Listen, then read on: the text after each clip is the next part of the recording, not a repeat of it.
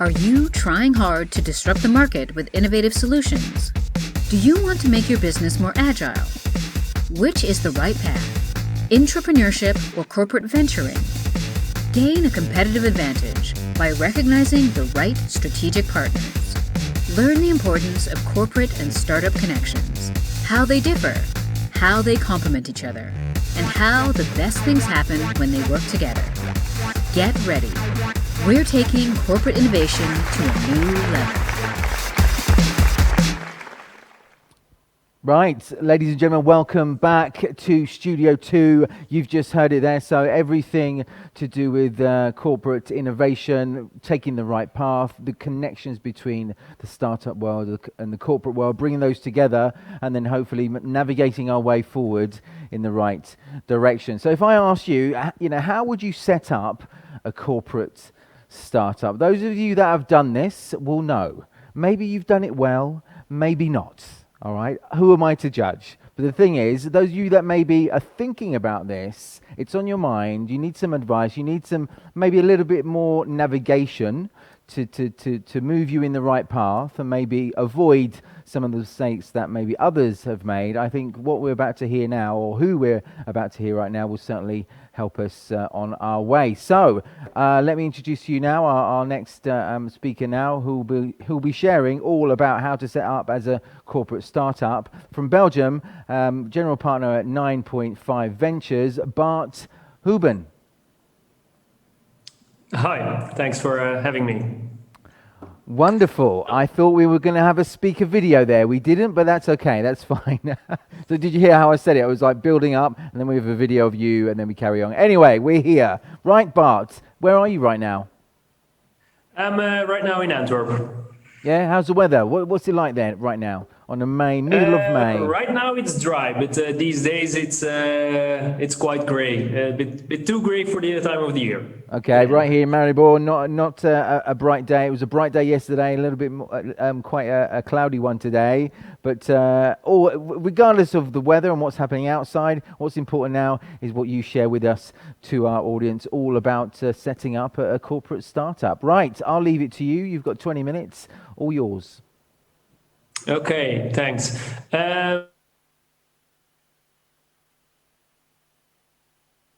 Right, I think we just a quick technical difficulty. We'll see if we can get Bart back as soon as we can. We're working on that right now.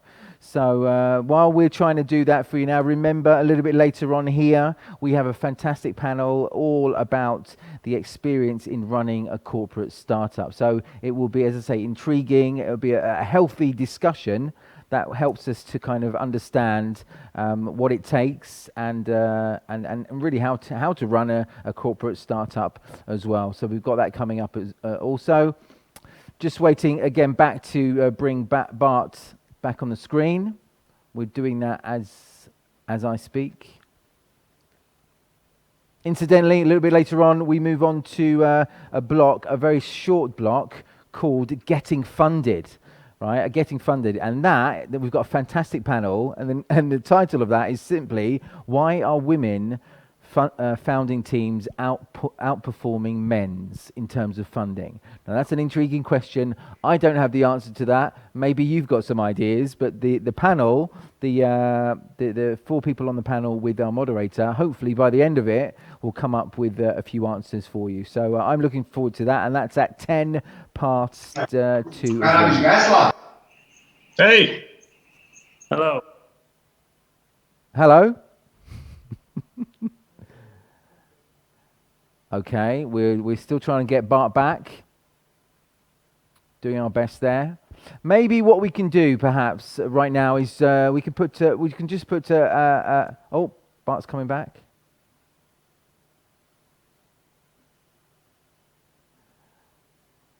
Okay, again, remember, a little bit later on as well, we've got the actual final of the Podim startup competition as well. Remember, a few days ago, we started off with 160 startups. We brought that down to just 10 in the semi-final, and during that semi-final, we listened, we discussed, and well, not we, I didn't, but the jury members, they decided exactly who those lucky finalists are. And today, a little bit later on today, Daniel Cronin, moderator here at Podim 2021, my colleague, he's not here in the studio, he's not here in Maribor, he's back where he lives in Vienna. He'll be moderating that intriguing session, and by the end of it, we will know who that well-deserved lucky. I keep saying lucky, but it's actually they're more well-deserved than lucky. But you do need a little bit of luck as well. We'll find out who that well-deserved winner of the Podim 2021 startup competition is. Right, it seems that we're finding it a little bit of it's quite difficult to get back to Bart. So what I suggest we do, we're going to just on the screen have go for a break, okay? And as soon as we can get back on track, that's exactly what we do. So stay with us and keep an eye on the screen as we try to get back on track as soon as we can for Podim 2021.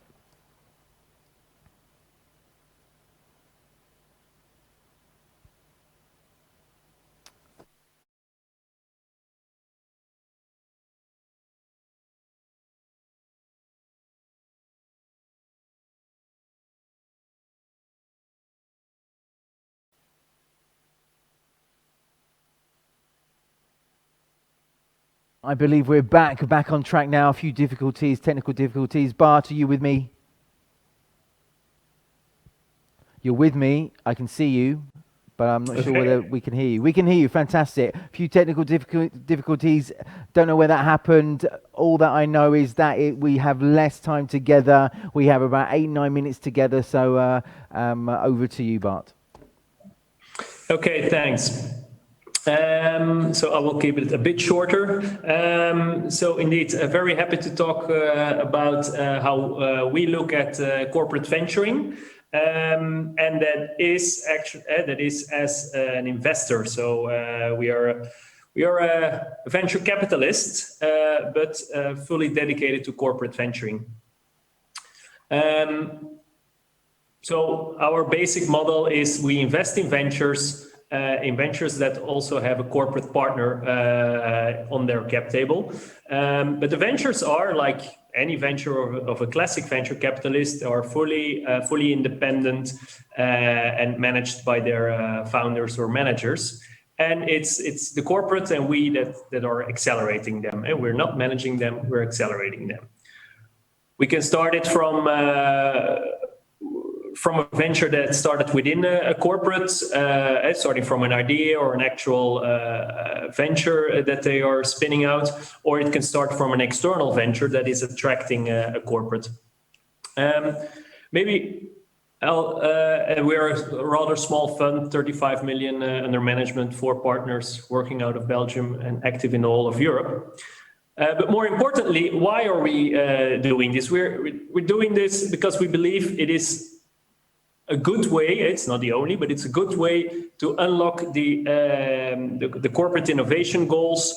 And let me go back to how 9.5 was started, because that also gives the reason why we're working this way. It's founded by 2 very different people. One was a venture builder who ran a venture building consulting company for 10 years. And he saw that a lot of great innovative ideas in a corporate didn't get to life, didn't get to flourish for different reasons. But the main reasons always came back to it's not an actual venture. While the other founder is a serial entrepreneur looking to invest in startups, and he found it very difficult to be able to identify which startup has an unfair advantage versus the others. And if you manage it well to get a corporate partner on your cap table or to externalize a venture from a corporate, and that corporate can really give that unfair advantage to that venture. That's how we can combine the best of both worlds of the corporate acceleration and the VC power. So what did we encounter? And we saw a lot of corporate innovation initiatives. They all have different forms. You recognize a lot of them. Some of them work, none of them work all the time, but they all go for the same goals. It's extra revenue, exploring adjacent business models, attracting entrepreneurial talent, innovating products. But all of them have faced some problems. And those problems, you can structure them or categorize them in some main buckets. They all come down to the structure and the governance, which refers to the classic corporate and political swamp that a venture can get into. The knowledge and experience. Many corporates don't have much experience in running a venture. The people and the culture, it's a different breed of people that you need to run an agile venture versus run a multinational corporate. And on the time and capital. And with capital, I don't mean the capital on the balance sheet of the corporate, because that's more often than not plenty. But it's the capital that they are willing to allocate at the time that the venture needs it. A venture should not be receiving capital based on the budgets of the corporate. So that's what I mean with the time and capital. It should get its time that it needs, it should get the capital that it needs, and it doesn't have anything to do with the timing or budgeting of the corporate. So that's our solution. It's to focus on a self-governed venture that is accelerated by two very different parties, a VC fund, being 9.5 Ventures, and the corporate who has the market knowledge, the access to clients, access to R&D, whatever the venture needs. We both steer it purely as investors. That means that we're present in the board, but not in the management team. We don't interfere in the daily management. Again, it's a classic self-governed venture. And the venture, they ask for help towards the corporate, for example, as I said, marketing, R&D, things like that. Can be anything. Or, of course, we can help them as well. And that will be more like things like governance. How do you govern a venture? Like on human resources, how do you attract the right people? How do you set up ESOP and warrant plans?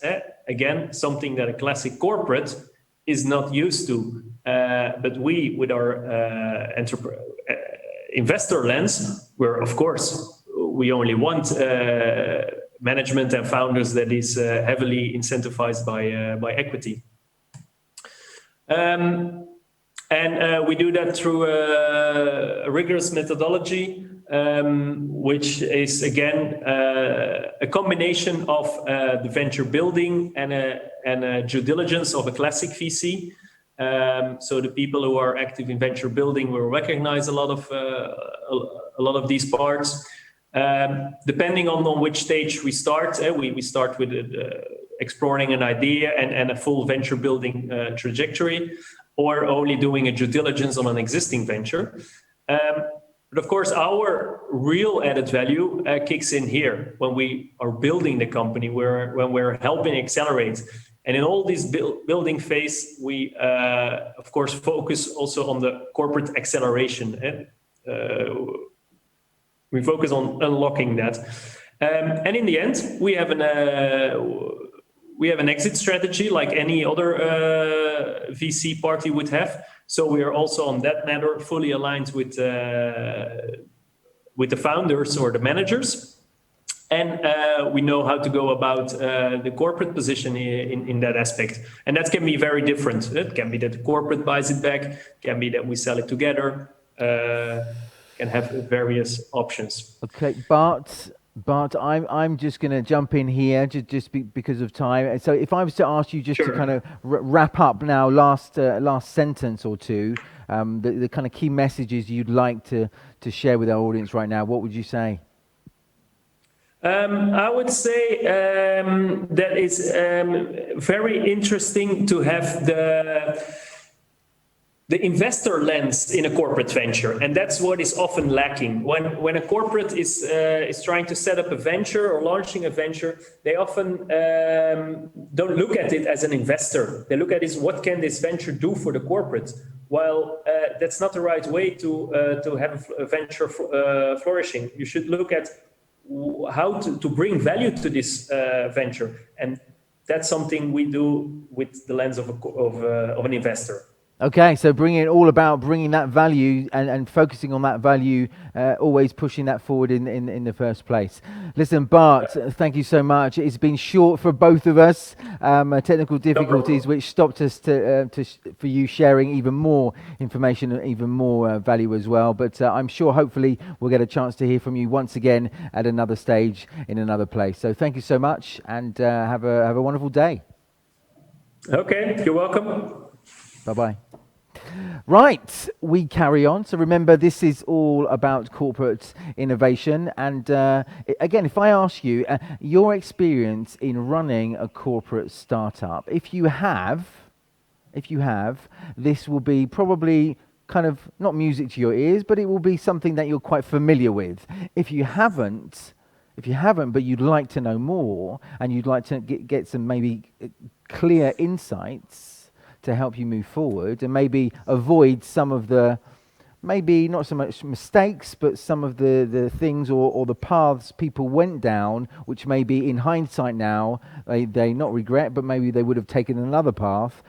What you're about to hear now could be quite insightful indeed. So we're going to jump into a healthy discussion, a panel discussion, all about the experience in running a corporate startup, and the man who is actually going to navigate this discussion in the right way and in a very meaningful way indeed.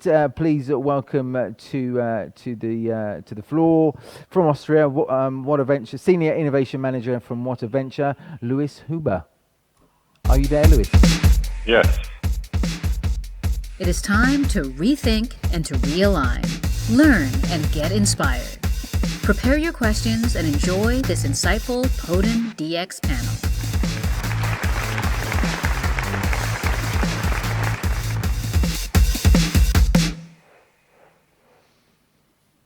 Louis, are you there? Yes, I am. Thank you.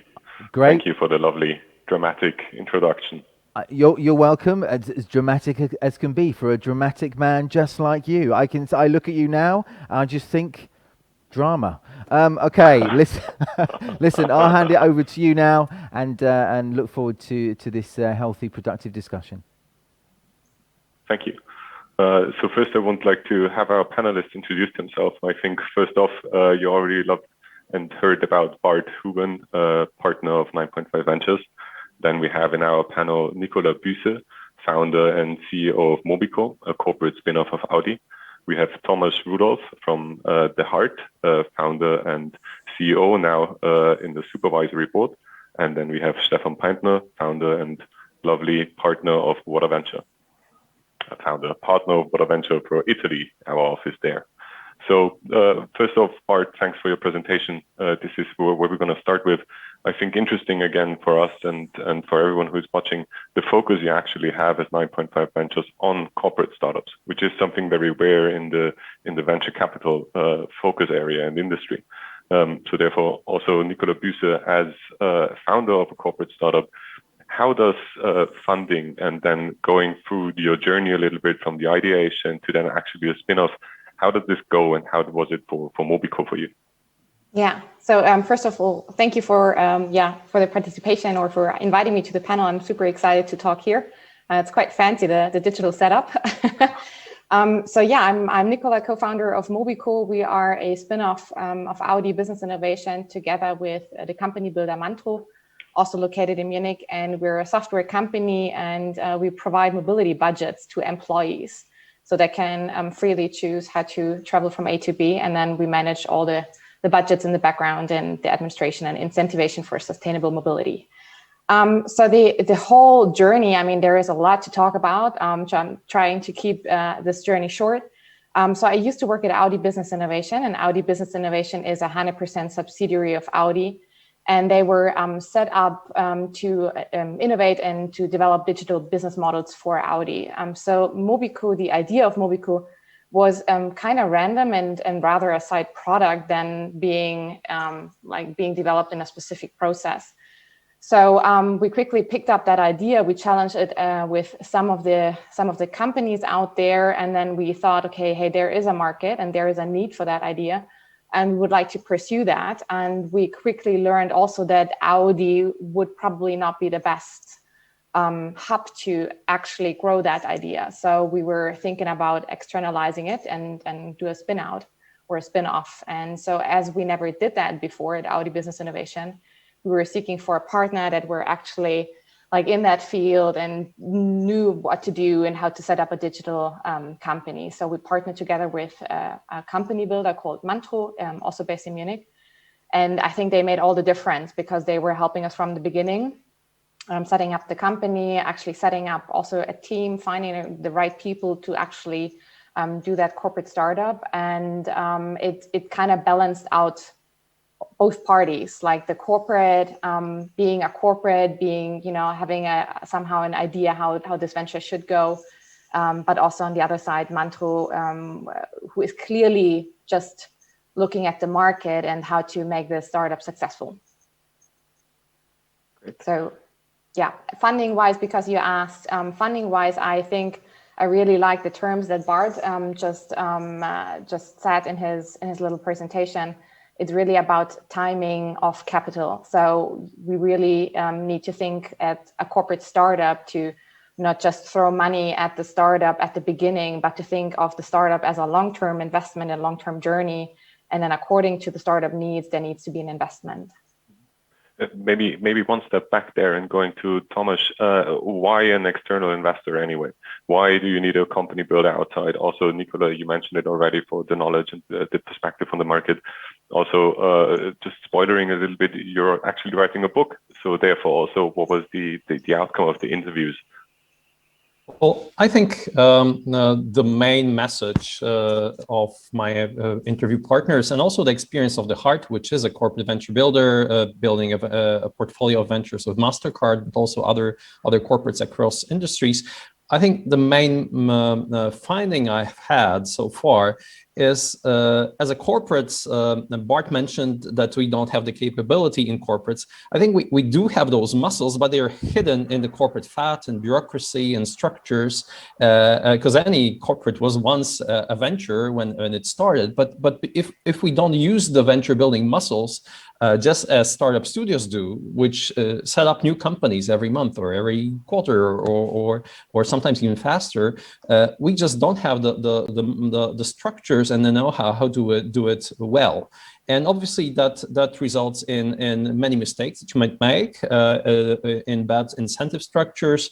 So an external partner, be it a company builder or an investor or both, are actually potentially great partners for corporates to make sure this is the right decision to spin it off, that this additional validation is actually helpful also for executives, that it's not just us that believe this makes sense, but then also an accelerated incubation phase, because you in corporates to hire staff sometimes for specific new areas where you don't have capabilities.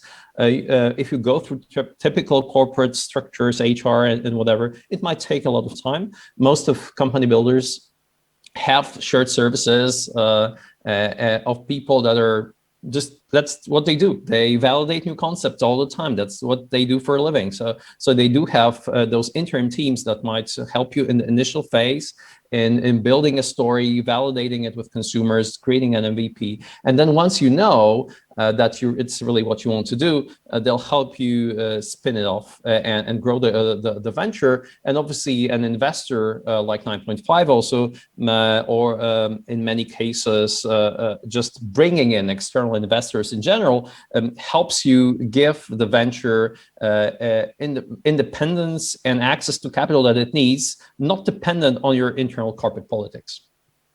And then why is this independency important? Why should a startup be independent in that phase and even afterwards from the corporate?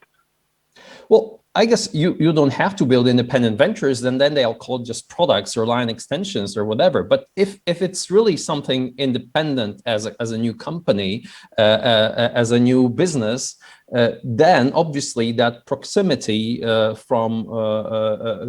the corporate cannot be too far, because corporates have huge gravity. I mean, you have political power of existing business lines that bring all the revenue, and they take all the attention and resources. And obviously a tiny idea doesn't have the political power to defend itself. So you need to just move the venture a little bit outside and protect it. And I think in most cases, corporates are bad parents to those ventures. I mean, they ask, what's in it for me as a mother or as a father company? And they ask themselves, how will that venture help me? Rather than, is it a sister business? And can I have some synergy? Maybe I can help it grow as an investor, or it might help me solve value chain problems, be a great supplier or distributor or value-added service to my business, or a distributor, and then obviously it adds value to the corporate in the long term strategically. Mm-hmm. Yeah. So Stefan, for you, for example, you spoke to a lot of those bad parents, let's say. What is in the setup important to talk with them about, to focus on the incentives, the structure? What are those conversations like? Yeah, so definitely the parents, then so the mother company looks at the corporate startup. I think here typically there are typically two archetypes. So on the one side, it's either the parents that look at what are the synergies, what can I get out of it, and how can I profit myself by using the corporate startup as a vehicle. And on the other side, there are the corporates which have the feeling, okay, this is a nice idea. This came out of an entrepreneurship program or some kind of accelerator. How can I keep this far? How can I maybe keep this small and not invest too much? And on those sides, we looked at 5 key items that are important to look at. And that's first of all, the stakeholder management. So ensuring that you have what we then define this contextuality, knowing why this corporate startup should exist, where does it fit in our vision, where does it fit strategically, and who is the owner of it, who's the sponsor, where's this natural home, who can nurture this baby going forward. The key discussions then are a lot about autonomy, secondly. So how can we as a corporate give or empower the corporate startup to work autonomously? So not being drawn too much into corporate politics. How can I enable them to pivot without boardroom discussions of the large corporate? And I think the other 3 things, not to make it too long, is then about ensuring the strategic fit, about getting the culture right, and getting the right people on board.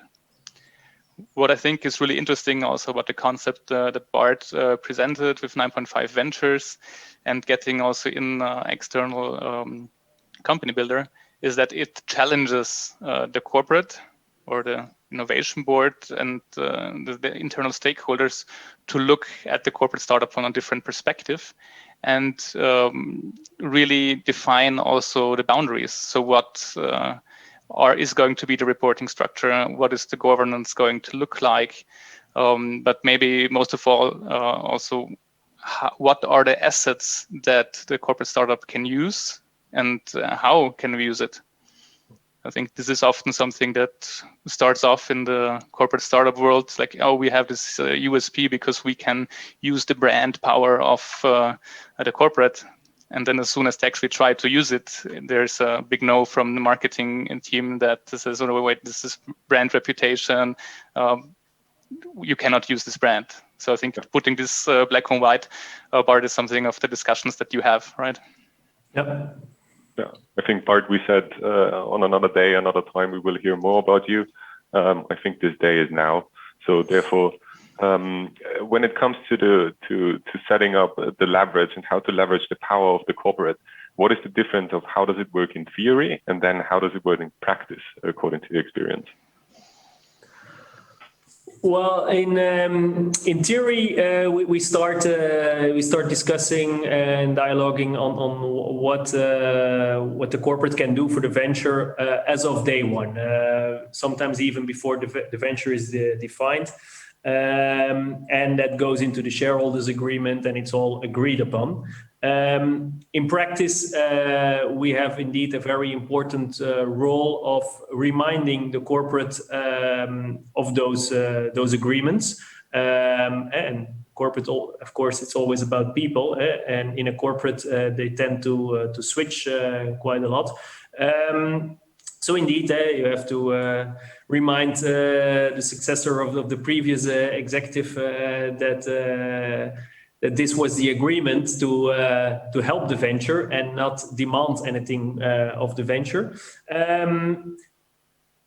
And it's not only repeating that; it's also indeed keep on emphasizing why they're doing that. And that is indeed, I really like Thomas your analog with raising a child. I mean, just give them whatever they need, let them flourish, let them grow, and that's the best way to build a valuable venture or to have an independent, strong child. So, looking at the child, who drives then the startup? And in that sense, since we have here two venture builders and the investor and the founder of a corporate startup, looking to you, Nicola, who drives the startup also in what phase, if that switches over time? Yeah, so I mean, I can speak in our case, it was always the team. So you need to have a very motivated and passionate team that is actually driving the startup. So our investors or the stakeholders were always in the background supporting us and allowing us to be very selective with them. So like selecting synergies where we think they could help us. But we were always in the driver's seat. And I think that's the way it has to be, because you know your company the best, you know the market the best, you know the customer the best. And so you just need to let know your stakeholders anyways.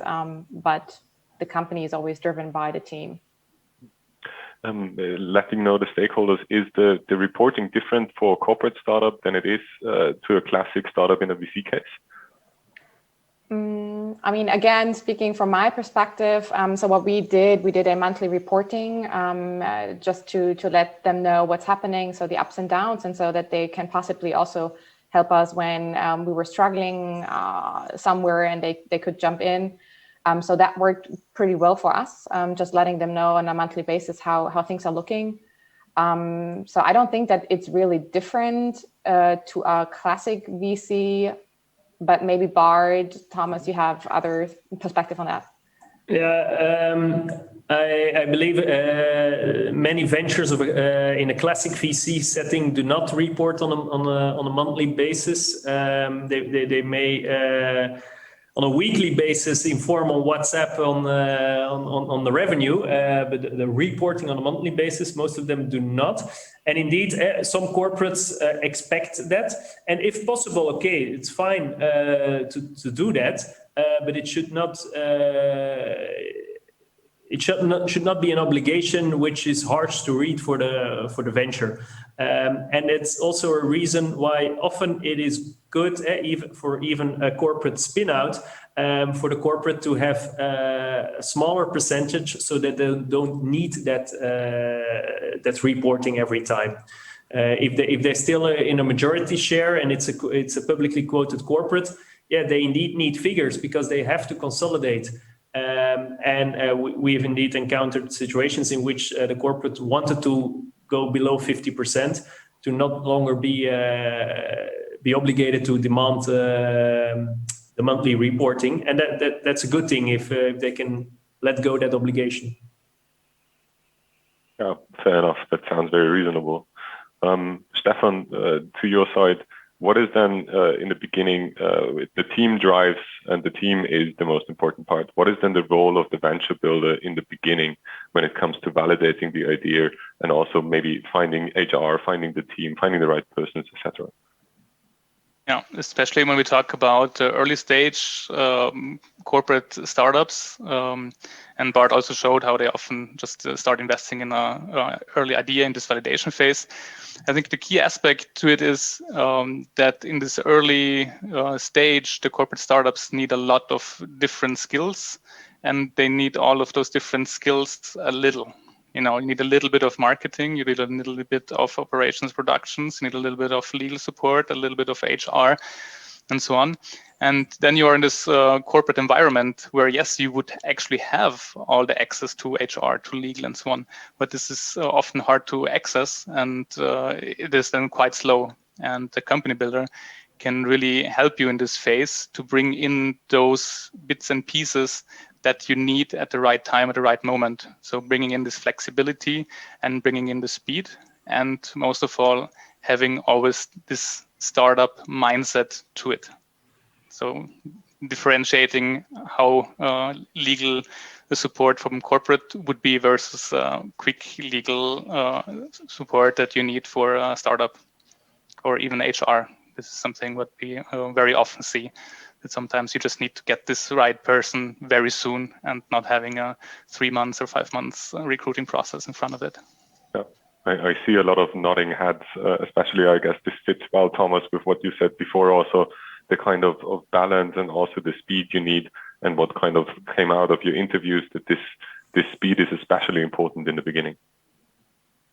Yeah, definitely. I think in general, the venture building process is quite different in many cases, and if done within the corporate, and also company builders differ in their models and the role they have. Initially, when we started thinking of company building, I guess we were thinking of a startup as a service model, which often company builders offer to corporates, give us the idea, we'll refine it, we'll validate it, we'll build it for you. And our role actually, initially, we've done that, but our role has changed to actually the one that actually starts the idea and brings to the investment committee regularly some validate concepts. Some concepts start with a trigger from the corporate, the need, the opportunity space. Some just result from us knowing, in the MasterCard case, for example, we work very closely with banks or retailers, and we know their problems. We are spending time venture building for them. So coming back to MasterCard, we can name the opportunity spaces that we're seeing, and then regularly, obviously, decide together, okay, this comes as a concept to be developed into a venture potentially, and then if it goes through some gates, it gets funding for the next phase. So I guess obviously the role that you've mentioned of a venture builder as a group of shared services that can support the idea from flourishing is extremely important at the phase of validation and building. The inception of ventures obviously might start with an entrepreneurial team or a board idea that is then validated. But increasingly, I'm saying that it just starts with the entrepreneurs in the venture builder, because if you look at Rocket or Flagship and other venture builders, a lot of them are actually very strong and also equity-wise. They are the entrepreneurs actually running the venture, at least initially, and then they cast CEO. They are casting for, just like for a movie, they're casting for the best person to lead this. Once the idea has been validated and maybe sometimes even turned into MVP, even Moderna that we are getting vaccinated with is a great example. The CEO there wasn't a typical founder as we think of. He was just hired as the best person by a parallel entrepreneur running a Flagship Pioneering to, okay, you take this, adopt this baby, and then bring us to market. So I think the role is different in different models, and obviously corporate, depending on their goal, can just ask for help to babysit your idea and grow it and teach it how to grow, more or less, support it and outsource this process. But increasingly, I think corporates that have a synergistic relationship with a venture builder will benefit from just co-creation of those ventures, and not just giving ideas to be built to venture builders. Maybe if I can jump in there, I think that's a very important topic that you just mentioned. Is the idea giver also going to be the founder and CEO? And we see this as a common pitfall that you kind of think as an innovation management in a corporate, okay, I need now to keep this person in the team or as leading the team. And often the idea giver does not actually want this role and wants to offer him, hey, you can be the chief visionary officer, or you can just be the grandfather of this project, but we will find the right person to run it. That's often really a relief for everyone. A lot of family analogies we have now. Parents, babies, grandfathers, we're getting through the whole cycle. To me, interesting now, talking about the grandfather, the visionary, the founder, what is the incentive structure? And this is then looking at who is motivated to actually push this forward. It is the team, it is the founders to a certain extent, or the CEO. How do you incentivize them? And what is this discussion again like with the bad parents? So Nicola, maybe from your side, and then Bart, would be interesting how you handle this as well. Yeah. So that's a very interesting topic within corporate startups, because we're not a classical startup where founders start their business and then maybe find friends and families to invest money. So they typically, classic startups, they own a lot of shares right from the beginning. But with a corporate startup, you have a different discussion because corporates are not used to giving stakes to employees. I mean, typically you get a salary and then that's fine enough.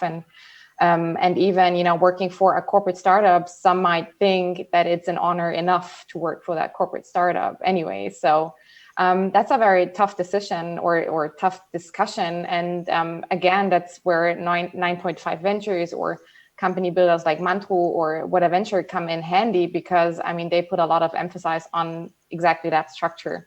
So to give more than just a salary, to give like somehow shares to the founding team or to the key hires. So I think that's very important. We still have a lot of discussions about that.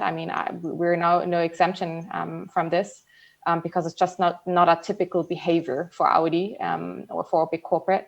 So I think we wouldn't have any chance probably discussing that if it wouldn't be for another partner that just jumps in there and is just putting a lot of emphasis why this is so important to just give skin in the game, or that you have skin in the game.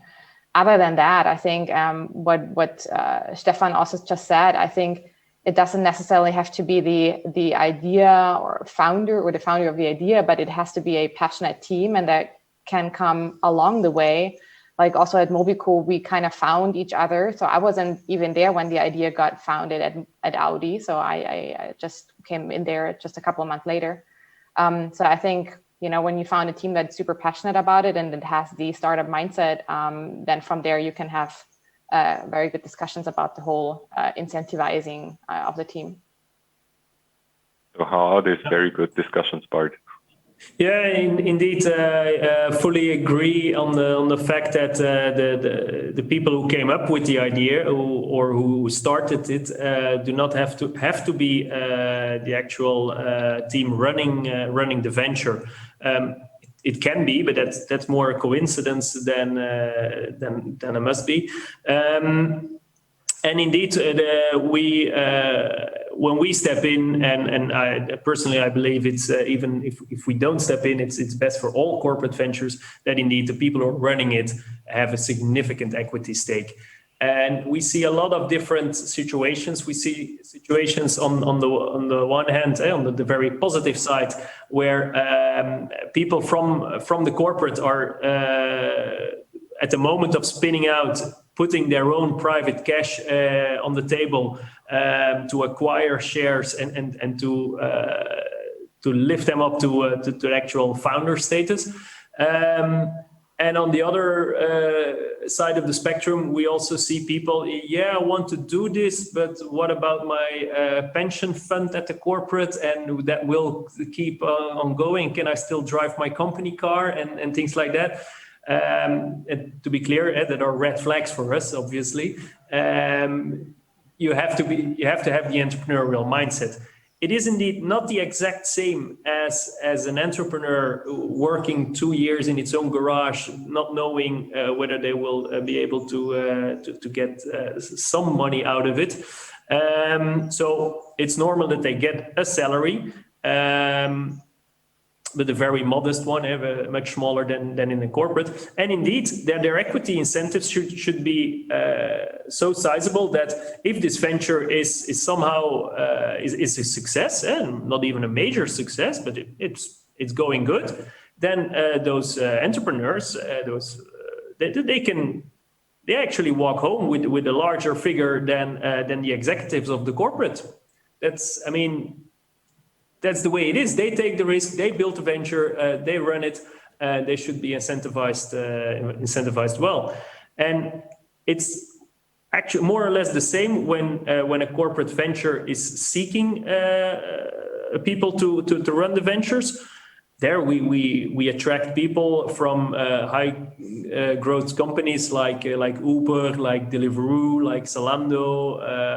So they're used to work in high growth scale-ups, and they already have an entrepreneurial attitude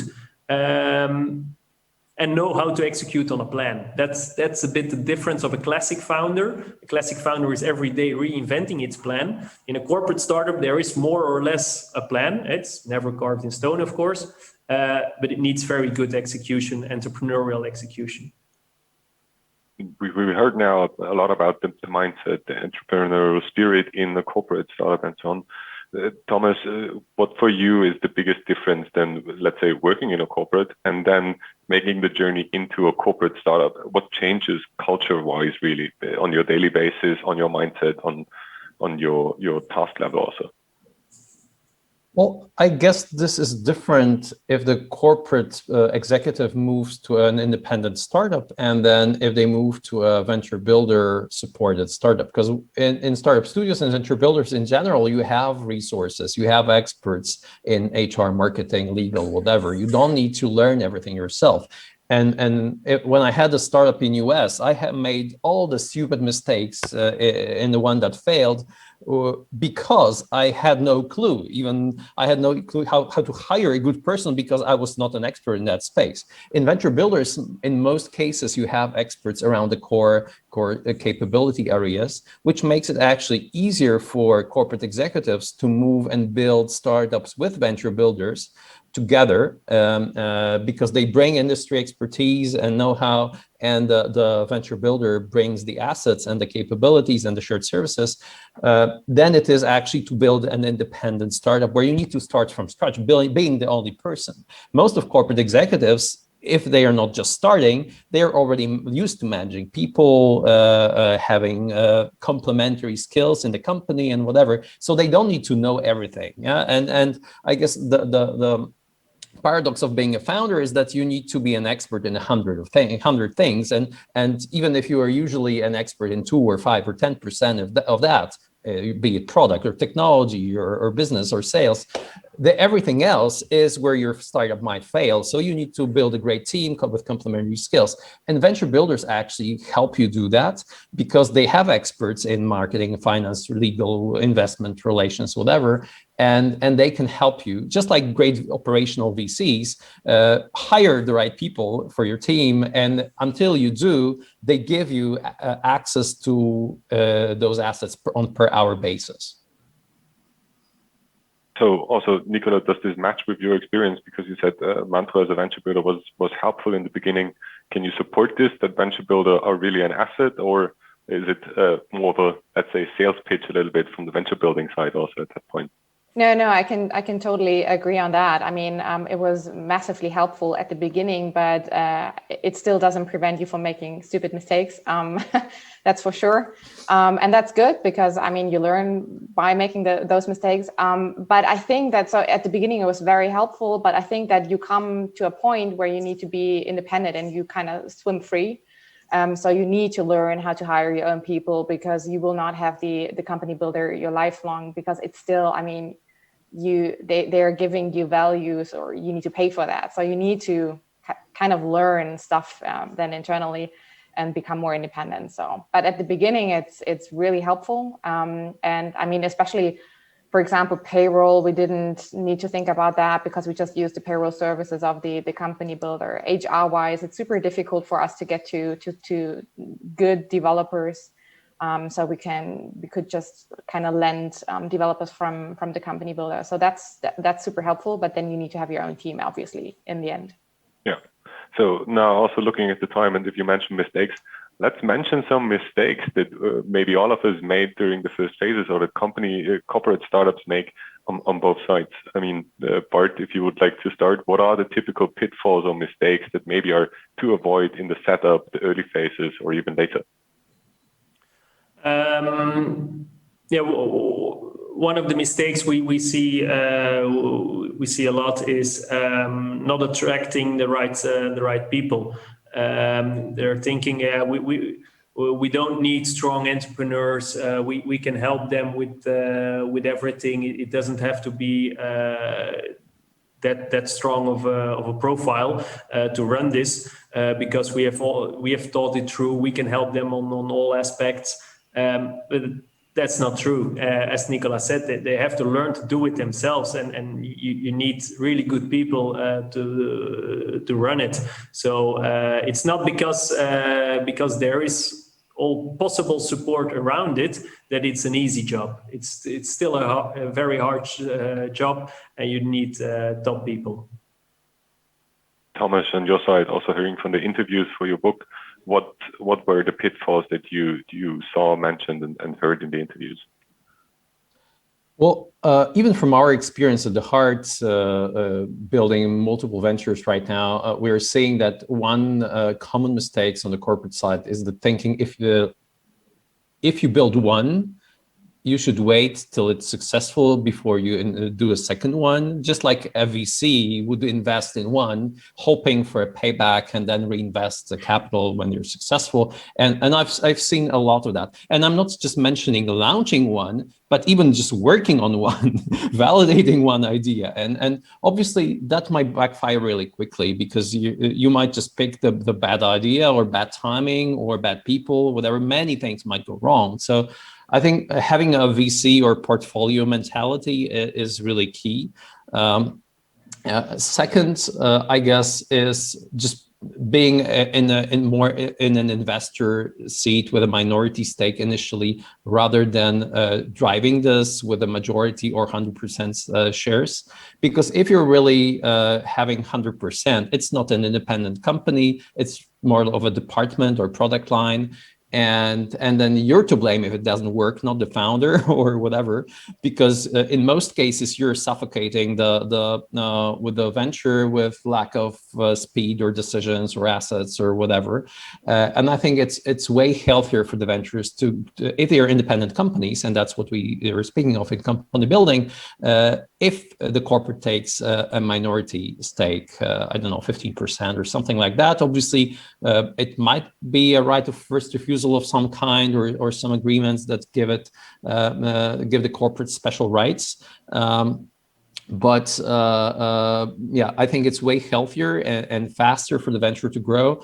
We've had ventures where we were briefed, we built a venture in 6 months, we were ready to launch it, and the corporate was still processing with global structures whether they're actually allowed to launch it. And then after 6 months, they told us no. But because we were building it independently, we could together sell the venture to the competitor, and we were continuing. I mean, we had like 3 days break in the team, waiting for decision, and then we were continuing working on the venture as an independent body. And the corporate that invested some money got all their money back. so normally that money would be wasted, our energy would be wasted. But if it's an independent body, actually, it can grow as an independent company, no matter who is the investor. Yeah, totally agree. A very nice story also. Stefan, looking to you, and then finishing off with Nicola to actually validate those experiences. What is the mistakes, the pitfalls you saw? From my side, a typical mistake that we see is corporates forgetting about the need of follow-up investments.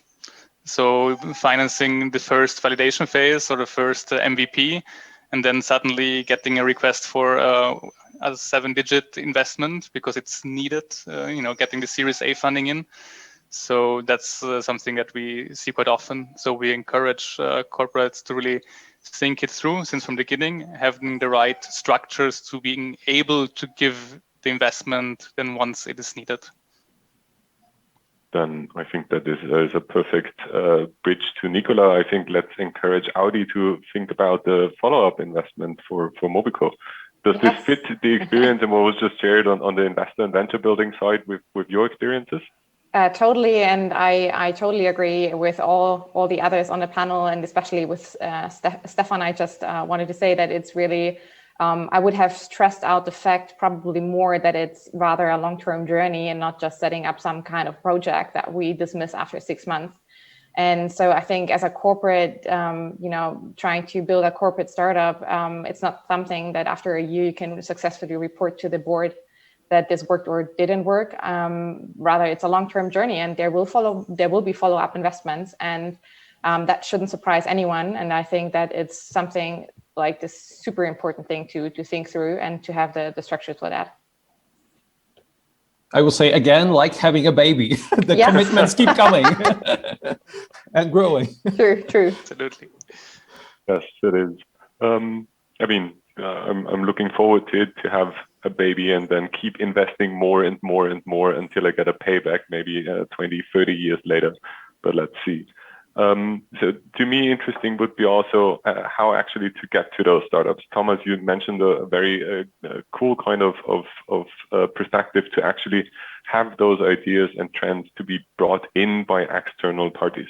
Of course, there's then looking at trends internally. There's the kind of phase of what kind of problems do I actually have within my company, within my processes, etc. What kind of ways do corporates and what ways do corporates could use effectively to identify trends, to identify ideas, and then go into the direction of corporate startup building? I think there are many ways to do it. One is to do scouting, and that's how we started. We initially, when we were starting the Heart, we were more matchmaker with existing startups. But then we saw the gaps. We saw opportunity spaces or needs where the corporate had a problem but couldn't find a right fit with existing players. So that's one thing. And if you take Rocket Internet as a great execution machine for company building, it shows you even that if a great concept exists on another continent, a corporate might maybe just build something inspired with an existing concept. Second might be just responding to a value chain problem, which is what Coca-Cola, for example, did in their founders platform, when they were looking at their whole value chain and trying to build companies that solve billion-dollar problems in their value chain as suppliers for Coca-Cola or suppliers for their retailers or merchants or whoever. So those are obviously other ideas. If you take Swisscom as an example, you might just have a great entrepreneurship program with spin-offs as one of the paths. Some might go and develop into products, but some ideas might develop into ventures, and then you might have an interesting, in case of Swisscom, quite successful spin-off program. And obviously a venture builder is a nice fourth example of how it might work out, where you do have a synergistic relationship. In case of MasterCard, we have an annual framework contract. We have a budget for a certain number of concepts to be developed every quarter, and then a certain number of ventures to be developed into MVPs every year. And then you have a mentality that actually fills the pipeline with the right concepts, and you just need to make sure and decide how many. But you have this portfolio thinking from the beginning, and for the corporate that likes budgeting, that likes predicting stuff, having a budget is actually creating a nice rhythm for this innovation. Yeah, totally correct. To me, interesting, how long did it take MasterCard from going to have this one-timer, let's say, and try it out, to actually have this portfolio logic and have this full-on funnel? Because this is a very already competitive and let's say future thinking process, let's say. I mean, a lot of corporates are not there yet. Yeah, I totally agree. And I haven't seen a lot of corporates that would have a studio mentality from their first experience with venture building. So we were lucky, probably because the Heart itself was set up with a global CEO of MasterCard coming to us and opening our hub. So we had visibility in the corporate and strong relations and knowledge of what are actually the problems and products and strategies of MasterCard for a long time. And we've started with scouting and then events and hubs and a space. So we had a relationship. So when we were launching the Heart Ventures and the studio with MasterCard from scratch, our first venture was already part of a portfolio with already an annual budget. So we weren't starting with one. I don't think if we would be successful if we were just working on our first one still, even though our first one is really successful and became $1 million business quite within a year. So, but obviously, initially, even in our first investment committee, we had multiple topics already. So, and that is helping a lot. I've been doing a lot of interviews, as I said, and some of those great founders have really struggled because there were no muscles in the corporate, and there was so much pressure on them to fulfill all the dreams of the parents, and sometimes the venture doesn't work, or it's a bad time, and you should work on another concept, and then you're losing really the objective view on the venture, trying to make it work somehow, but it's not. So. The last point, or also the point you said with building then the $1 million business, and looking at the time, Stefan, would love to hand this to you. When we started and talked a lot about the validation, the early parts of the business, and then setting up the team and the structures, what is actually the importance of scaling, and how do you scale this to come from a functioning idea and a validated business and MVP to actually then go into scaling and build this multi-million business? Yeah, I think making this step is one side, then getting on this journey from having the validated idea, having the minimum viable product, having then what we call the minimum viable company, so that you have the structures and processes in place that you can actually scale, so that things and operations work smoothly. Then scaling is indeed an investment. It's an investment in getting the team set up to do the sales, to get more customers on board, and last but not least, to also penetrate the market with additional marketing activities. So scaling comes at a cost that we shouldn't forget. And I think this links back to the follow-up investment needs as well. So once you have the concept that works, don't forget that there's another investment round to actually grow the company. And having the structure set up with the minimum viable company is the basics for that. And then the journey is ahead. Perfect. And we'll take this as closing words. Bart, don't forget that Nicola is in a funding round currently and is looking to scale enormously within the coming years. So please stay connected. And therefore, I would love to thank you all for this panel. Would thank you all for your time, for your knowledge and your experiences. And it was lovely to have this conversation with you. Thank you very much. Thanks, all of you. Have a good one. Bye. Thank you so much, panel, our panel members, and naturally Lewis as well, our moderator, keeping everything moving and navigating the ideas together and making sense of everything that's happened on the panel. Right, we move on now. So when I say to you getting funded, I'm sure certain things, certain ideas are kind of spinning off in your mind. But when I say to you, or if I ask you, why are women founding teams outperforming men's founding teams? Now, I can't answer that question at all. I have a few ideas, but I can't answer it. But hopefully in this next panel discussion together, we'll answer that question with many more as well. So I'm going to hand you over now to the woman who's actually going to, again, make sense of this whole panel discussion as the moderator, taking it forward. So welcome from Poland, managing partner of Xperia VC, Kinga Stanisławska. Kinga, are you with us? Hi, everyone. Good afternoon. Great to be here. Thank you for the invitation. Hello, Kinga. How are you? Where are you right now? Where are you in Poland right now? Where are you? Yes, I'm in sunny Warsaw. Sunny Warsaw. That sounds sunny. I don't know we don't know what the weather is outside of these walls here in the studio, but well, we guess it's sunny, but seeing you brings a little bit of sun to our studio. I'm going to hand it over to you now and talk to you a little bit later on once we find out the answer to that question. Brilliant.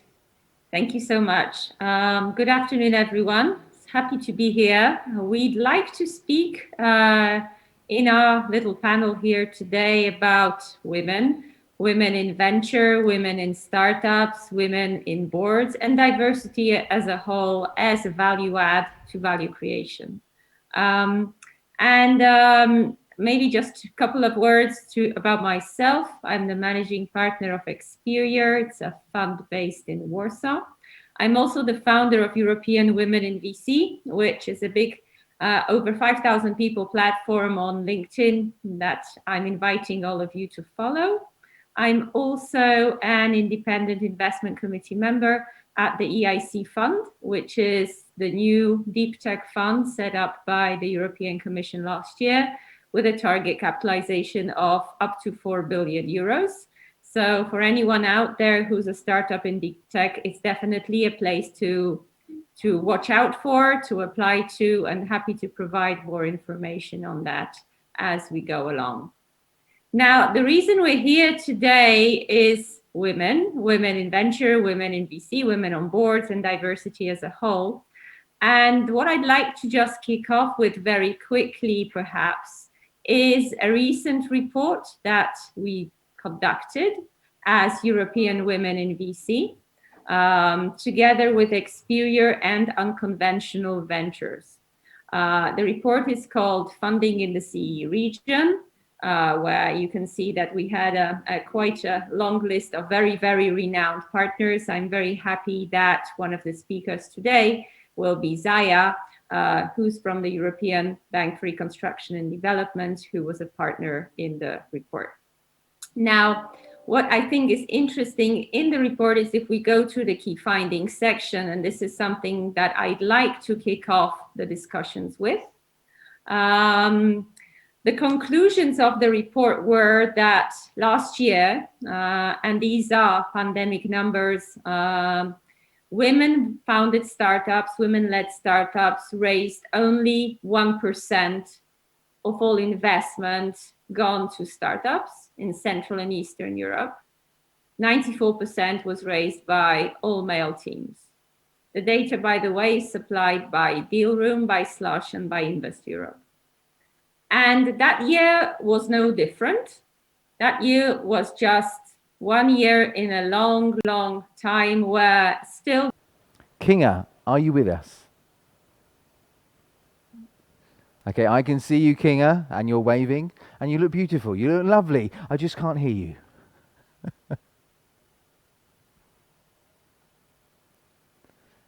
Maybe everybody else can hear you. I'm not sure. Yes.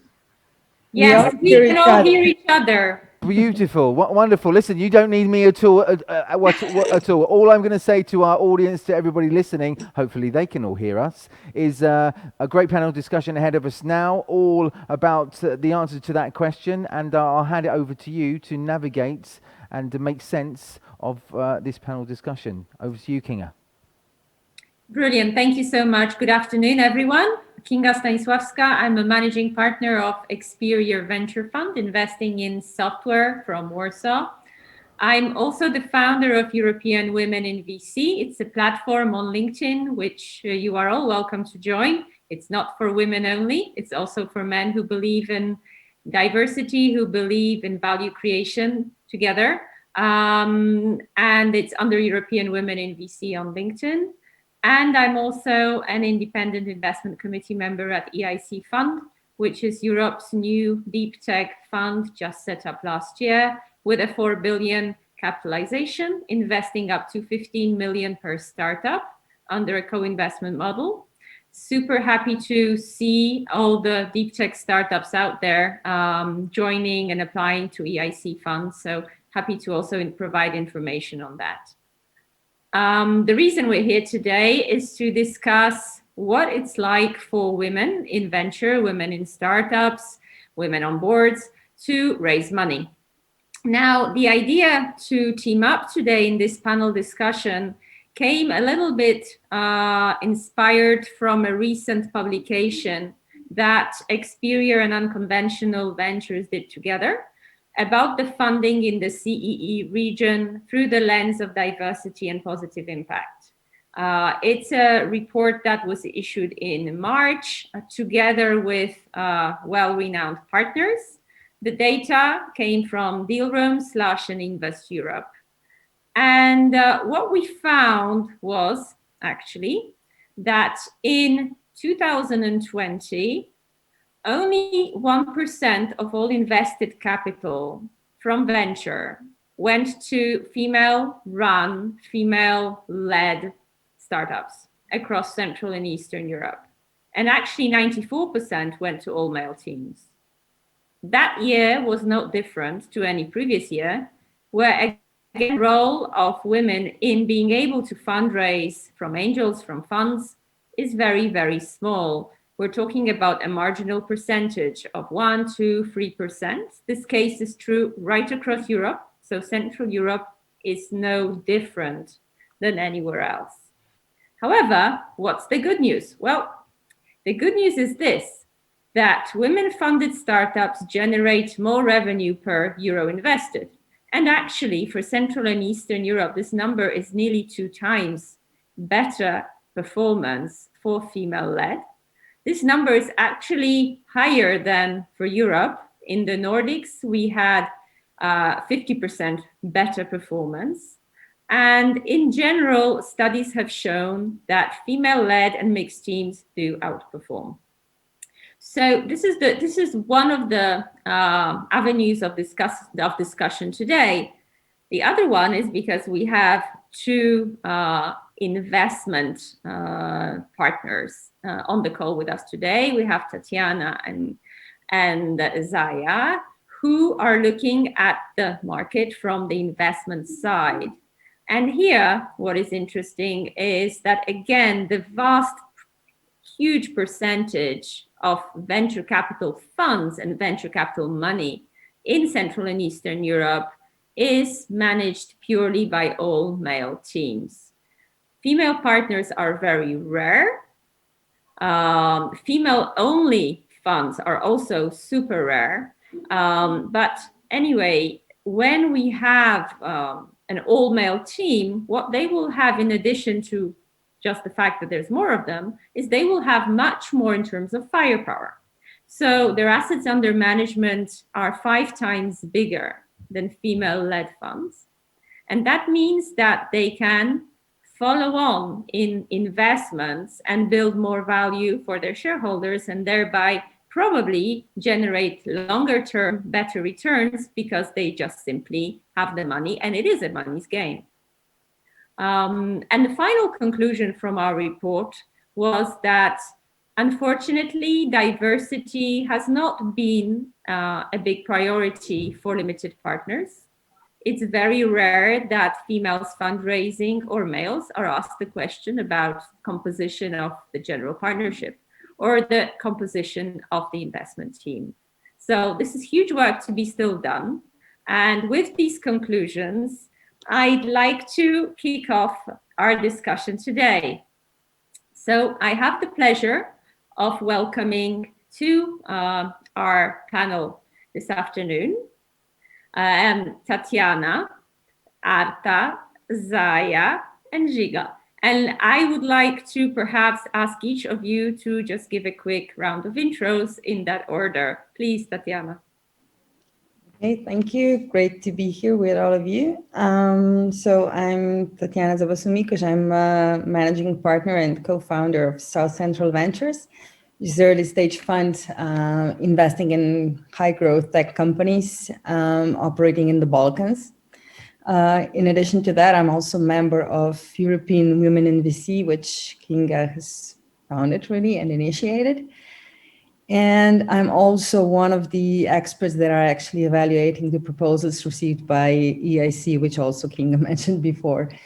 I've been a VC investor since 2008, when I co-founded the first Slovenian venture capital fund. And since then, I've been involved in quite a few investments, companies, Artas Labbox being one of them. And prior to becoming an investor, I was working in corporate finance advisory, and even before that, in the Ministry of Economy in Slovenia. And maybe just a fun fact about me, I actually majored in marketing and then in management in my postgraduate studies. And I always thought finance was like the most boring thing in this area. And then I somehow ended up working first in corporate finance and then investing as a VC investor. And I definitely find it everything but boring. And I actually find it very exciting. And yeah, that would be it. Brilliant. Arta? It's such a pleasure to be here today. I am really honored to be part of this panel, and I know that the topic that we're discussing is of high importance to me as a female founder. I'm Arta, one of the co-founders of Labbox, and I act as the CEO of the company. The Labbox is a subscription service that delivers electronic kits with the goal to inspire kids for engineering. I'm extremely passionate to improve the quality of education. Therefore, my focus is really to open up the engineering world for kids, considering how much benefits and advantage that they can gain by understanding the principles of engineering from an early age and really leveraging the power of technology for their future. I have a computer science engineering background and over 8 years of experience in working as a developer and a software architect. And I really enjoy the work that I end up doing today because I have also a personal motive to work on this. I'm also a mother of 3. I guess this is a fun fact about me.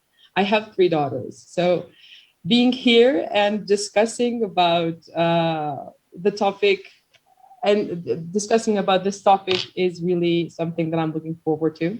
And hopefully we will be able to raise awareness about how important it really is. So, yeah. Thank you so much, Arta. Zaya, you're in London. Tell us something about yourself and your current projects.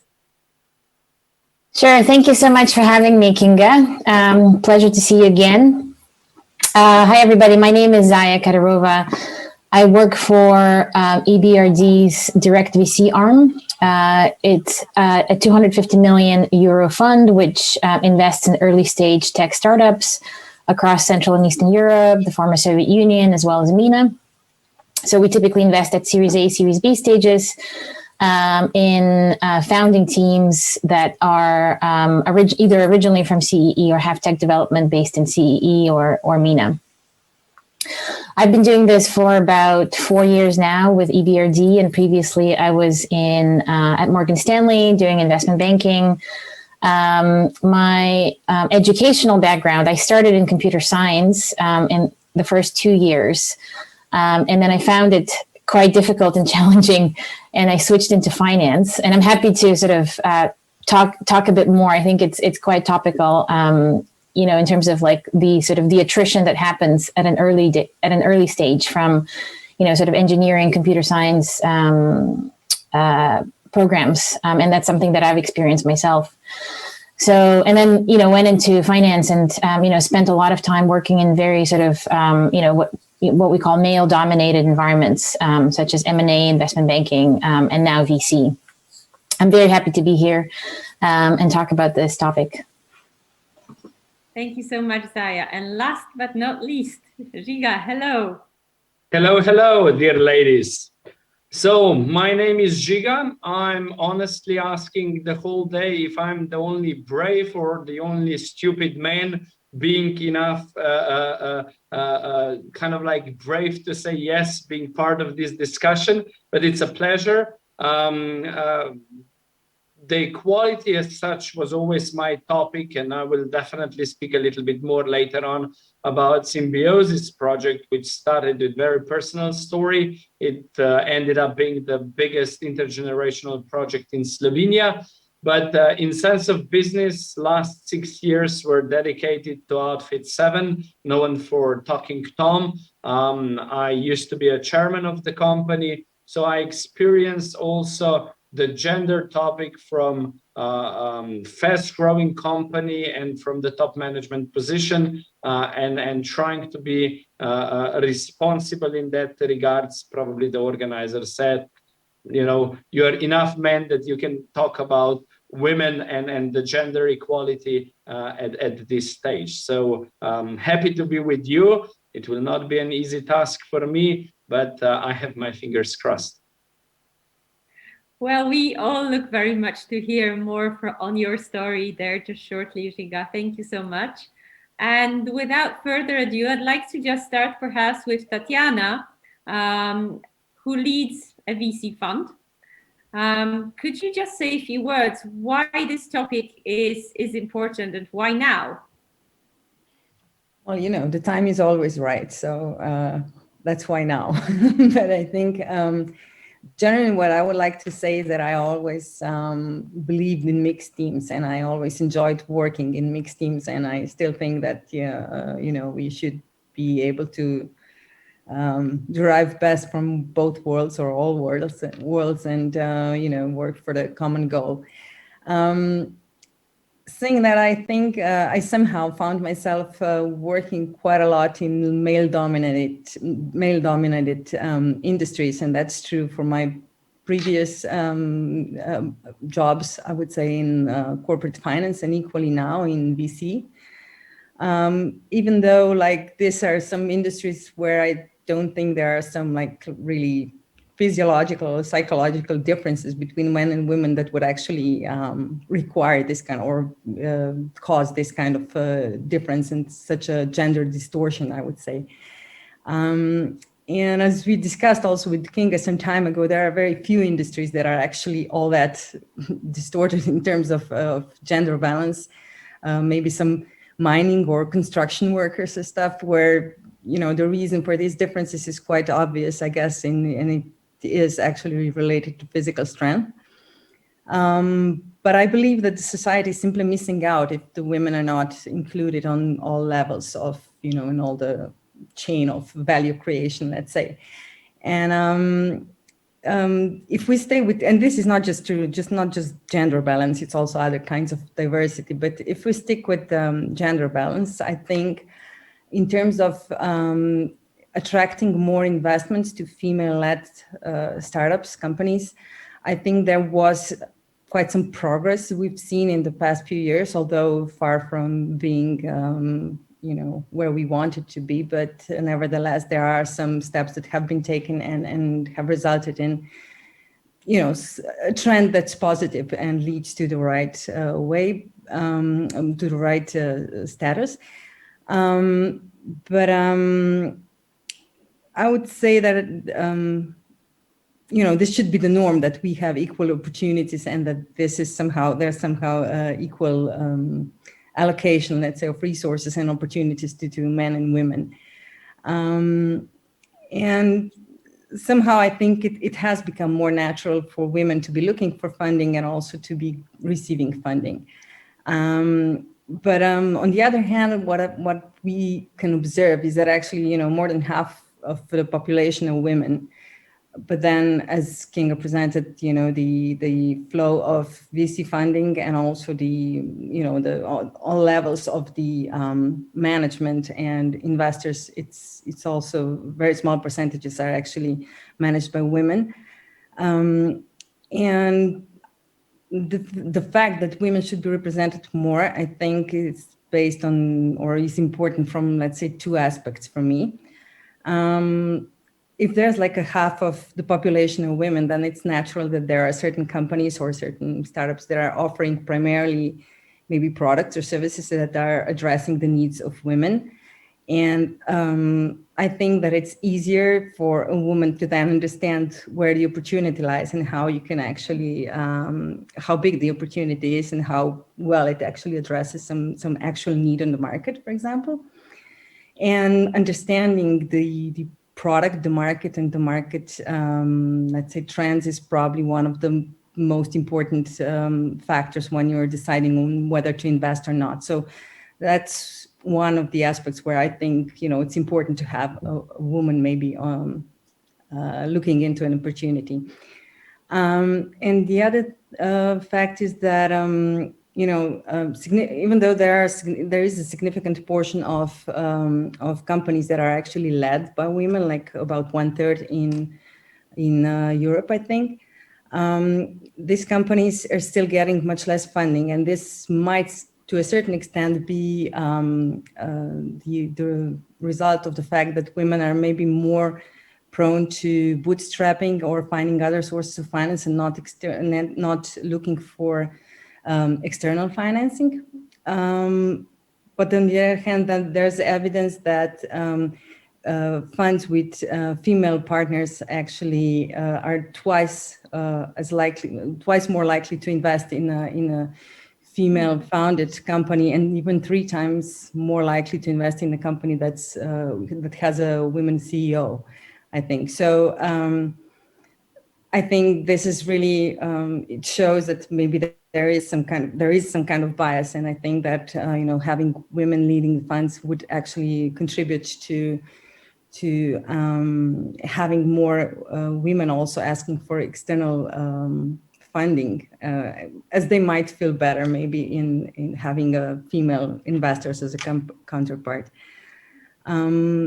And then I would say that also, yeah, despite the maybe affinity of women to maybe be more prone to bootstrapping, you know, compared to being externally financed, bootstrapping and organic growth can mean that you're too slow and not influential enough in the market, and that means that you're less likely to succeed. And you know, it's the difference between succeeding and winding down the company at some point. And I think as a society, we're missing out if we don't have enough women being financed and being active in the market and actually having more chances of succeeding. Mm-hmm. Thanks, Tatiana. Actually, yeah, I agree with you. It starts with where the money is, and the money is right at the top of the chain.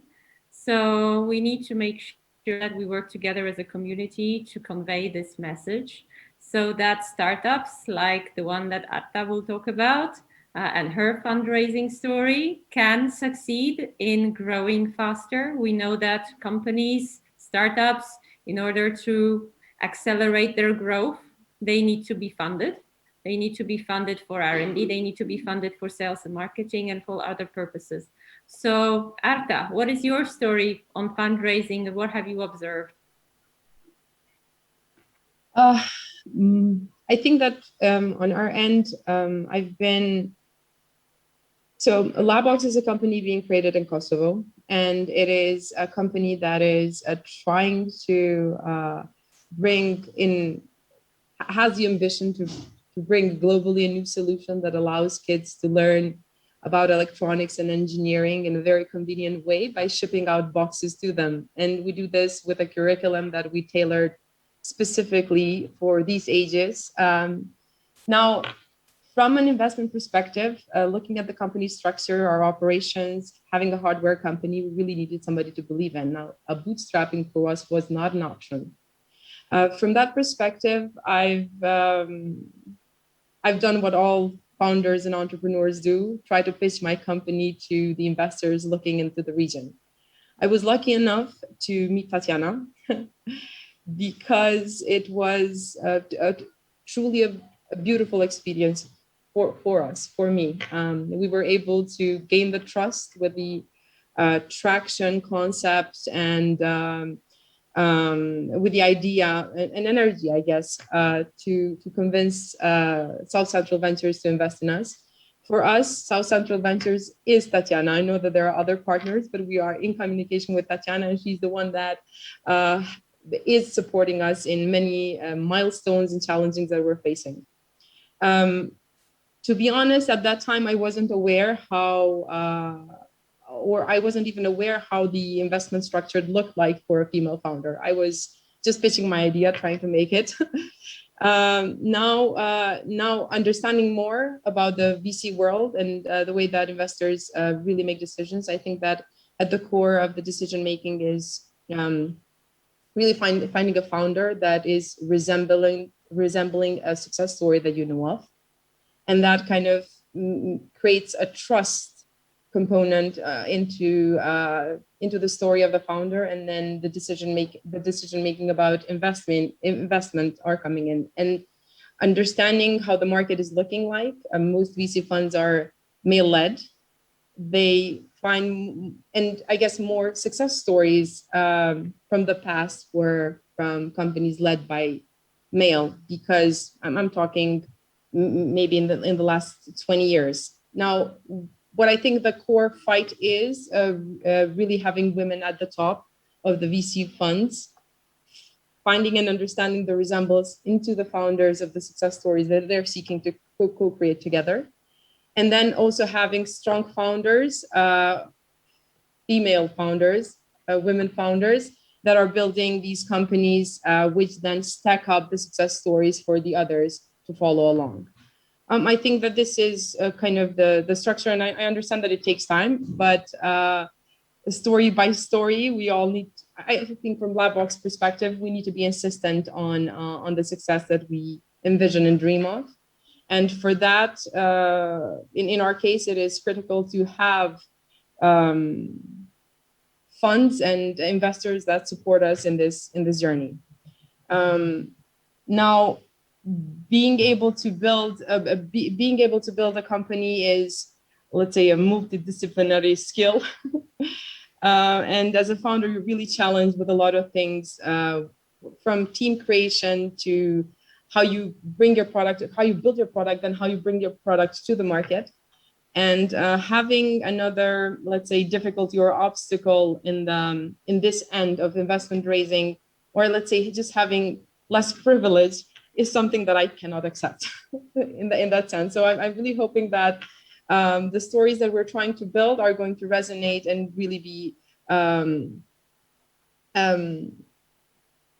examples of successes that also funds are looking for to invest, if that makes sense.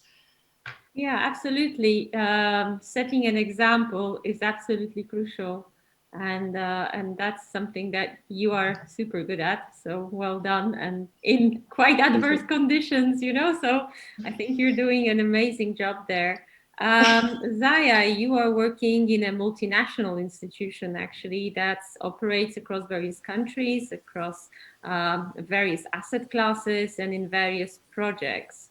What has gender diversity been like when you are looking at investments, either with VCs or into startups? What's the story there?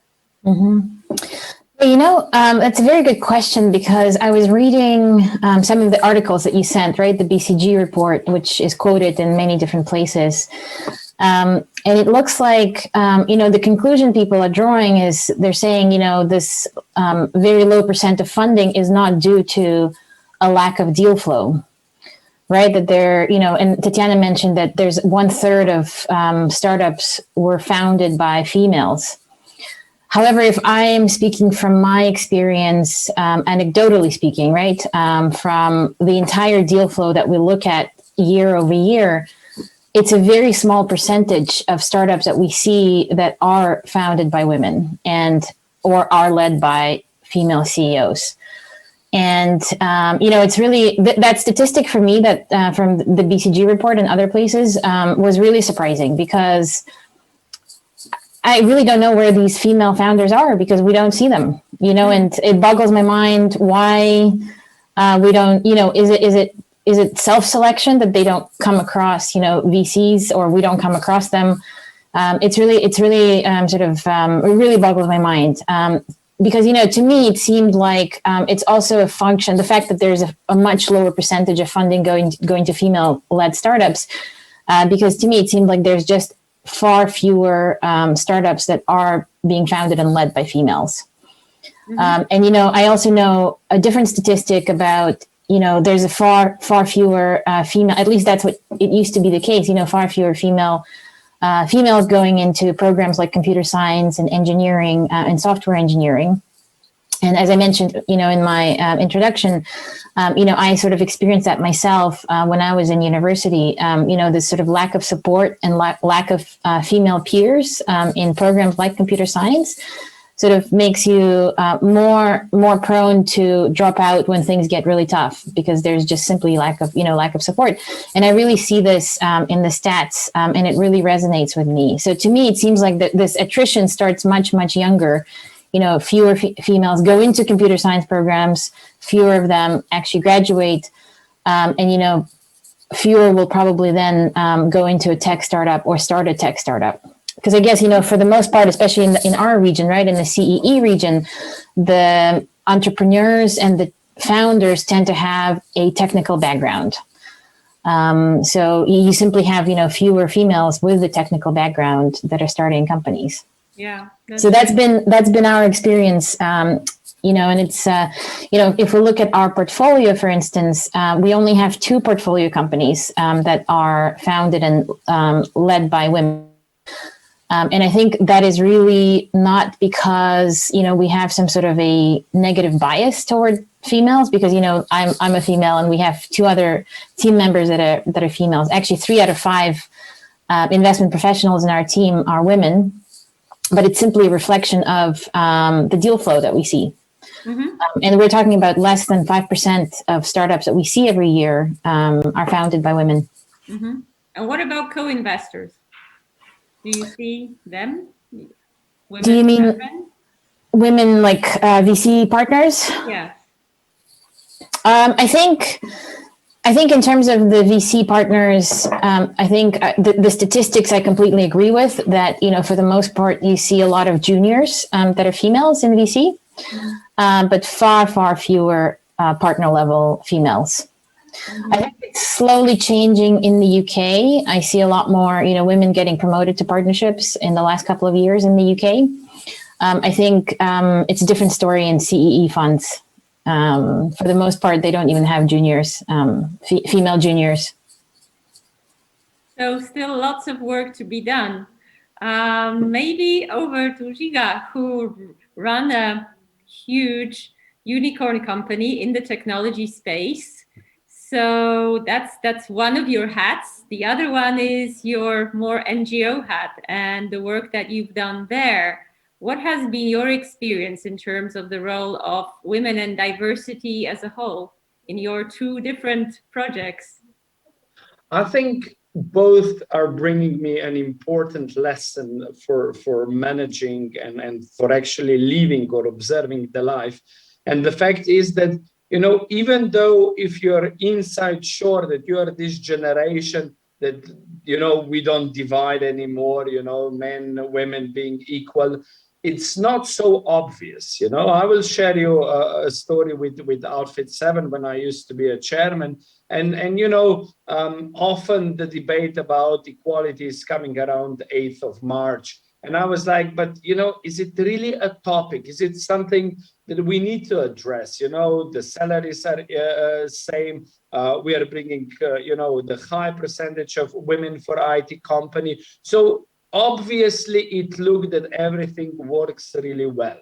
But on the other hand, when I asked my HR team, and they were a little bit surprised because it came from myself, and I said, I think we are doing everything okay, but still, I would like to be sure. When we dig to the topic, we found a couple of things inside the company that were not fair. For example, we found a manager inside who was saying, oh, this lady is leaving for maternity leave, so I'm not thinking about raising her salary and promoting her. And it was like shocking for me, So even though if you strongly believe that you are having this value in yourself and that you're trying to spread it in the culture of the company, you should be always a little bit suspicious, and you should always ask questions. Is it really working as it should? And that brings me, to the second topic, or my hat, as you said, And that's the project of symbiosis. You know, I used to have lunches with my grandmother, and it started with a very, very personal story, because once my grandmother threw a newspaper on a table and she said, "But Shiga, what is this www?" You know, she was like, it's a shocking for me because I have no clue where is this store. And leaving, you know, her apartment and thinking about the society, I was a little bit shocked, you know, because for me that was a clear message that we are discriminatory, not only to those who are different, but sometimes to even those who we love the most, our grandparents. So I went back to my NGO and I said, look, guys, we definitely need to do something. We need to show elderly that we respect them. We need to connect Slovenia, and we need to definitely bring the positive glue of society. So I think diversity as such should be included everywhere. One of the topics that I'm bringing often nowadays is that I'm missing the boards or even supervisory boards of more young people. You know, because the topics of digitalization, the fast movement of the world is so approaching. And, you know, can you imagine having a company where in the board only 65 years old men are sitting? First of all, it's completely boring thing, you know. But secondly, you know, it can never address all the needed things that the company needs to address nowadays. So for me, you know, the diversity is the name of the game. You know, I always think that the governments, the boards, the supervisory boards should include way more gender equality, way more differences in sense of ages, in sense of nationalities. You know, being a Slovene, I'm often criticizing that you know, we are having again boards only of Slovenians. So one of my small victory in Outfit 7 was that we had at the time I was chairman 28 nationalities. So all these things, you know, are important. But you know, one thing that I learned quite hard way is that you know, nothing is obvious. You know, don't think if you believe or you are sure that something is working 100%, you know, don't stop asking questions. Don't surround yourself with the people who have doubts and who are challenging the situations in the company, but if you want, also in society. That's a great story there, Shiga. Actually, you know, what all of you have said makes me think that when people are conscious of the idea of having gender diversity as a whole, of being inclusive, they seem to be working on just better projects that are doing good things for the world, projects that want to deliver future, want to deliver education, want to deliver sustainability, want to make sure that we're all including each and every part of the society. And I think that's what all of you today represent. So it actually makes me reflect on that. And if we want to have a future where we are happy, whether we are kids, we are women, or we are senior citizens, or we come from different backgrounds, then it seems that betting on women and giving them the ability to deliver that society just seems like a better idea. And we don't have enough of that. So that's the kind of thought that actually inspired me from what all the four of you said. And since we don't have much time, I would like to ask each one of you, if we do have a chance to be invited to Podim next year and we meet on the same panel, what would be the one wish, the one change that you would like to see in the world around you, or in your sector, or in the work you're involved with, that would be a dream scenario that we can discuss as a big success next year? Maybe I'll start with Tatiana. Yeah, well, there's quite a significant discrepancy between what I think should be the case in a year and what I realistically think that can remotely be done in a year. Tatiana, only dream scenarios, to the moon. Only dreams. So let's say that we have at least half of the investors that are present in Podim are women and that actually have funds to invest. And so this means they've raised funds that they can invest. And that the statistics show that in 2021, female-led startups raised, I don't know, half of the funds in the year. That would be the dream scenario, but I'm pretty sure that this will not happen next year quite, but maybe in a few years' time. Let's start working towards that. Arta? Well, I would really, I mean, I'm going to share a part of the wish with Tatiana because, as I said, my story is I have a partner in a fund that decided to invest in us. So these kind of links to be created much more, more VC partners to invest in more female-led companies, but also from a personal perspective, I would like next year to talk about how Labbox made a huge received a huge investment and is really on the way to achieve great success. That's brilliant. I also wish Labbox all the best in 2021. And Zaya, what about you? What would you like to see? I would really like to see a startup that's a huge success, you know, on par to UiPath coming out of Central Eastern Europe, but that's founded and led by a female, because I think we really need more role models, as you know, we mentioned before, to encourage new generations of women to become entrepreneurs. I mean, we have some examples, right? There was a IPO of PensionBee in the UK, which is led by a woman who's originally from Bulgaria.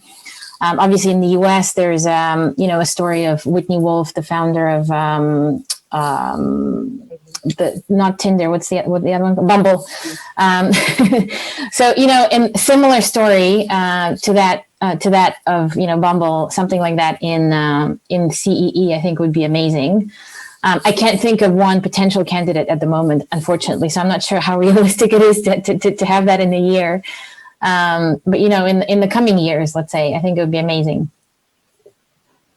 That would be great. Actually, a part of that sort of came true with Outfit 7, because one of the founders is a woman. And that's a unicorn company. So it's wonderful to see that. What would you like to see, Riga, happen? I will allow myself to go a little bit out of the business. And if you probably ask not only the kids, but even us, who are today the role models in global politics, I'm sure that probably the German Chancellor and the New Zealand Prime Minister, or even the Finnish Prime Minister, would come out as the role model. So it's obvious that we need also way more women in politics. So, if you are asking me about the dreams, then because Slovenia will vote for the new president, I would say that for me, the dream would be that 5 amazing women would run for the presidency, and that I will have a sweet problem choosing which one should be the best to run Slovenia in the future.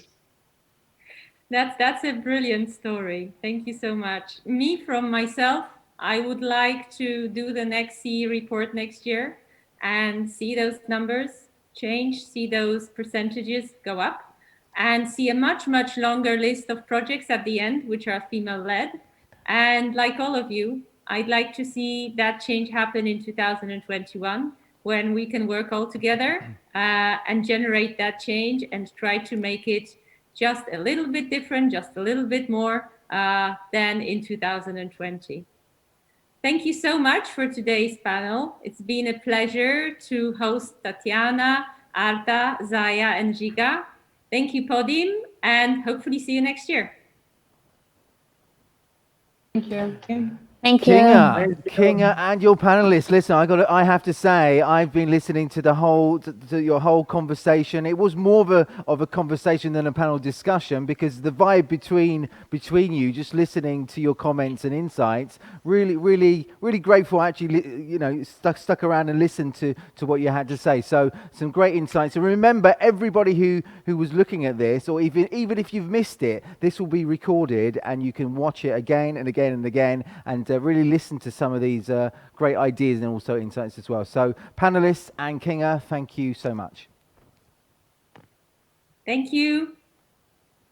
Bye-bye. Right, we move steadily on now. We're coming to the end of this session block, and at 3:30, in fact, 3:30, we'll be moving on to our next block, which is all about digital economy. Don't miss it, and see you back at 3:30 here in Studio 2.